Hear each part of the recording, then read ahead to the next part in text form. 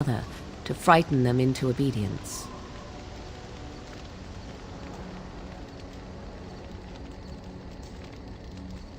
Ah, I see. That does explain much.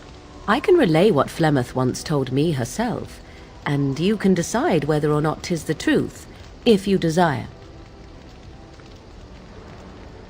As the tale is sung by the bards, there was a time when Flemeth was young and beautiful, a fair lass in a land of barbarian men, the desire of any who saw her.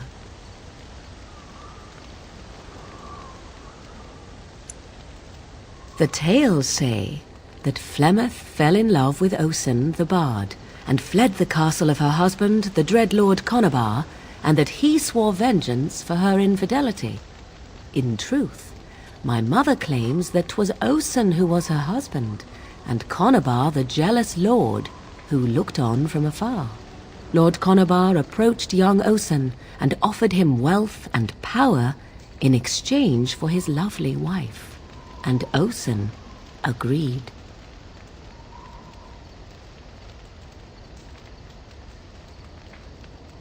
The life of a bard is a poor one, and love fades in the wake of hunger. 'Twas Flemeth who suggested the arrangement. All would have been well had Lord Conobar kept his end of the bargain. But he was a foul man who bargained with coin he did not possess. Osen was led off to a field and slain, left for dead. Flemeth spoke to the spirits and learned of the deed, and swore revenge.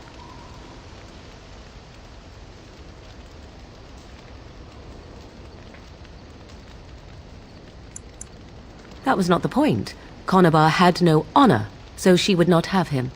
Flemeth begged the spirits to aid her, and 'twas they who slew Conobar. The demon the legend tells of came later. Lord Conobar's allies chased Flemeth, you see, chased her to the wilds, and there she hid. There she found the demon, and he made her strong. The legends all speak of the great hero Cormac, he who defeated Flemeth and her great army when she invaded the lowlands centuries later. All lies.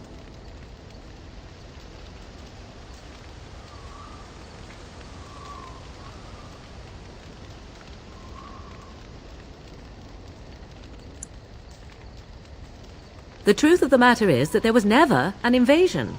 As Flemeth tells it, the Chastened never raised an army under her banner, and she never fought with any warrior named Cormac. Cormac led a brutal civil war against his own people, and later claimed it was to vanquish evil that had taken root amongst the lords. Thus, he was hailed a hero. Flemeth was only attached to the legend much later. Perhaps 'twas due to the great war with the Chastened that eventually came, but Mother claims not to know how it began.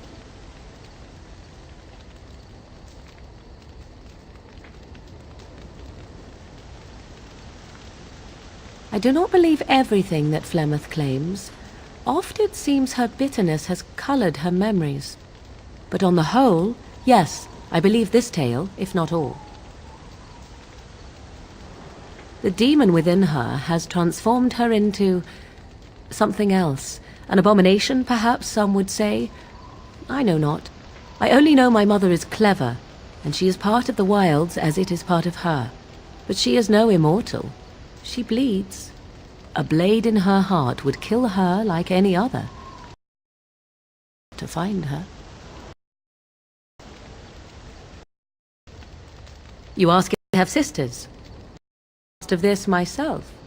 Stories tell of many of the wilds after all, not the one, and the tales existed long before I did. Flemeth refuses to speak of our daughters if they. So, I am her first.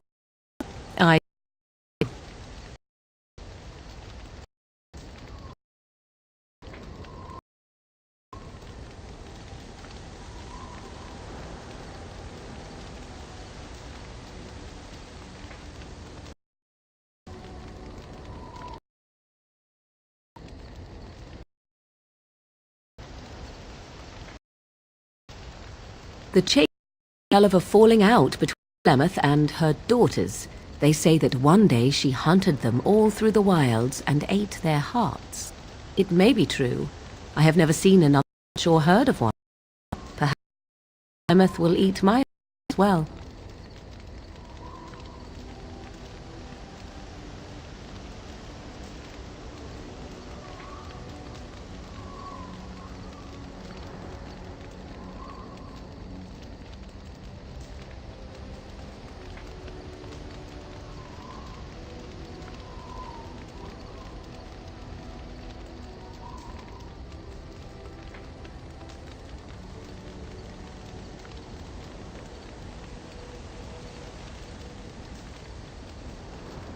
How often is this usually? Always? If not always, then when is it not true? There are more things in this world and the next than you or I could ever hope to understand. What Flemeth became is a mystery. I suspect even to her. Flemeth tells it with far more embellishment than I, but you are welcome. Dare I ask of your own mother? Few are abominations of legend, 'tis true, but I find myself curious nevertheless.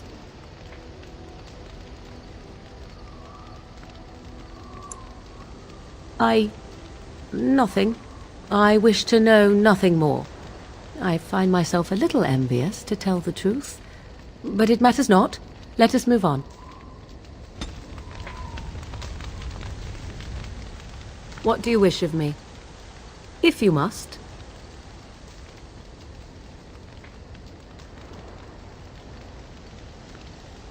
By others, do you mean yourself?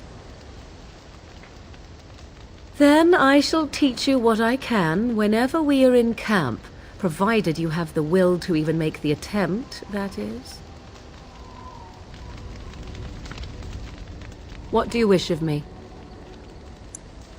We are in camp, so 'tis as good a time as any.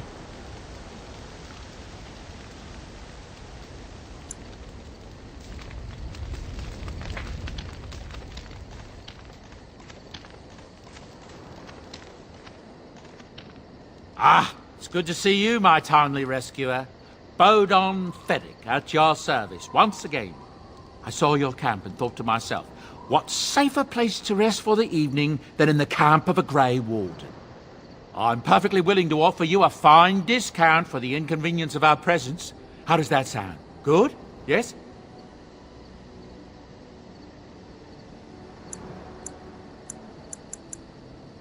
Wonderful. Thank the gentleman, won't you, boy?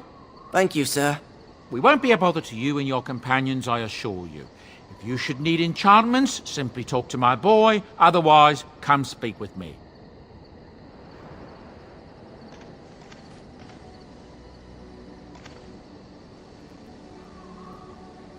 If there's anything I can do for you, please, please tell me.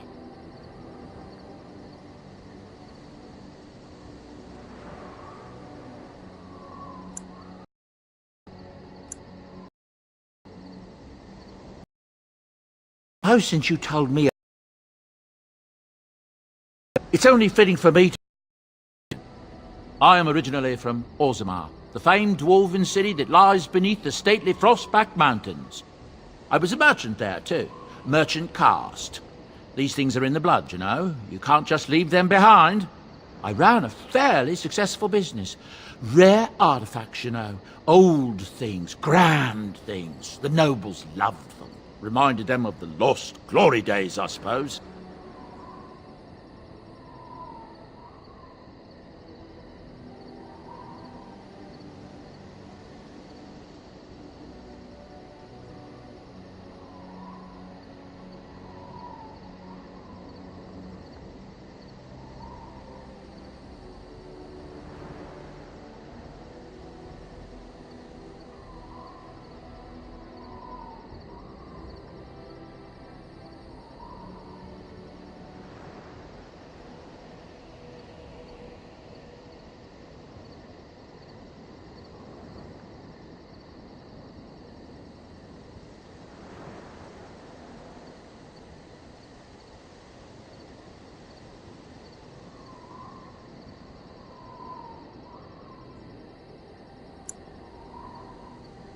Our kingdoms once spanned the length of Thados, from majestic Orzammar to Kal Sharok to glittering Darmalin far to the west.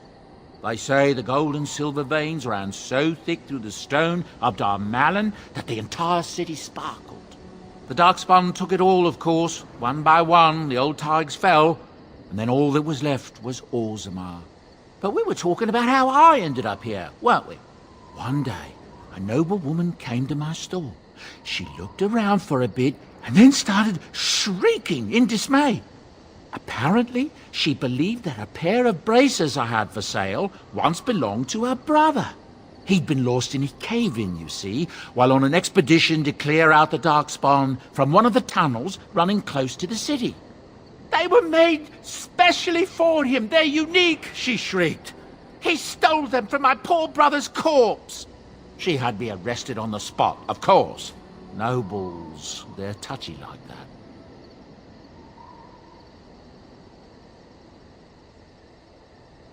Well, I didn't steal them. You see, I'd been paying these castless thugs to venture out into the deep roads for me. The lost Tigers. They're full of things that people left behind. Sometimes you can find a treasure. Something worth a little gold.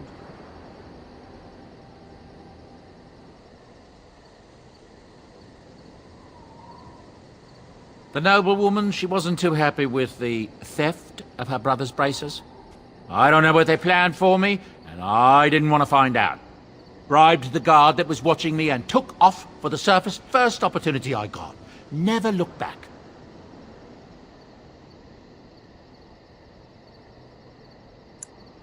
You're quite welcome. Now, is there anything the boy or I can get you?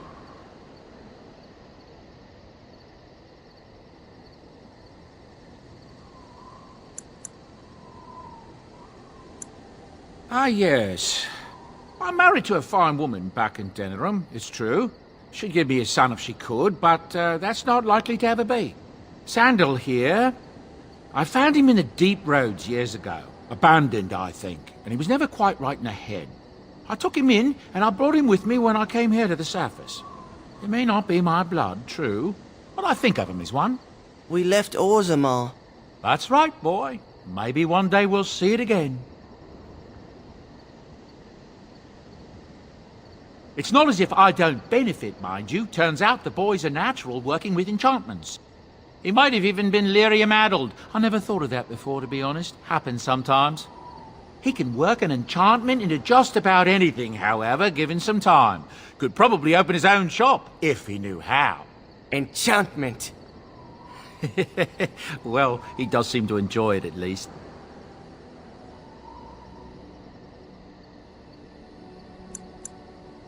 Look, we don't rob people, all right? We don't take things from people that need them. The things in the Lost Tigers, what good did they do lying there? I brought them back to Orzammar, where people could look at them and remember. It's not all that different up here. There are places long abandoned by the humans everywhere.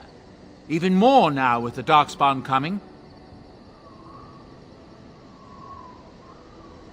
People flee from the Blight with good reason, but they forget things. Things with value and meaning. They leave them behind because they're frightened and desperate. And sometimes, my boy and I, we find our way to these places before the Horde descends, and we save these things. I take them away so the Darkspawn don't get them. Is that so bad? They destroy everything they touch.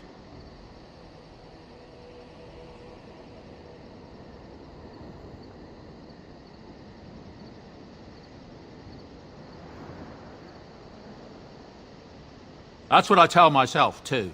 Ah, these are dark times indeed. Dark times, my friend. With King Cailan dead, the throne falls to Queen Anora. She's made her father the regent, however, at least for now. I think Cailan's father, old King Merrick, would have approved. That's what I've heard on the road, anyhow. Take it for what it is. I'm sure you'll be pleased with the goods my boy and I have collected, and with your discount.